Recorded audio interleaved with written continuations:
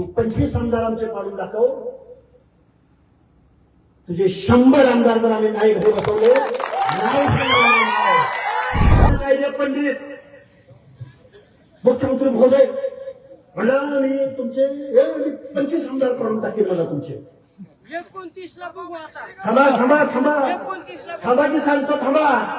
काय बोलला माहितीये का हा 25 आमदार पडून टाकतो मला 25 आमदार तुमचे काढून टाकतो. बघतोच तुमचं आज काय बोला तुमचं सरकारच पडतो.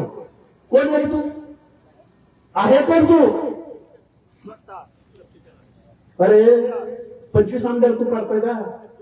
तुला गणित माहित नाही. तुझ्या पश्चिम महाराष्ट्रात फिरायला गेला ना तिथं ओबीसी किती आहे तुला गणित माहित नाही. ऐका ऐका ऐका तू 25 आमदार काय पाडतोयस? मी त्याचं जाहीर आव्हान स्वीकारलं.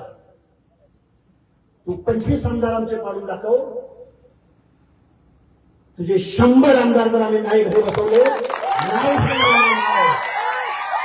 कारण गावचे गाव तुमचे गावचे गाव फक्त गावगाड्यातल्या 18 पगड जातींनी आपलं आरक्षण जाताना आपल्या बाजूने कोण बोललं, आपल्या विरोधात कोण बोलणं, आपलं आरक्षण जात असताना आरक्षण घालवणाऱ्या चौथी नापास माणसाला पाठिंबा कोण देत होतं, पैसे कोण देत होतं, या माझ्या हरवरती बॅनर कोण लावत होतं, गेवराईच्या चौकामध्ये दगडफेक कोणी केली, मुरकुल्याने काय पापड्या पापड्या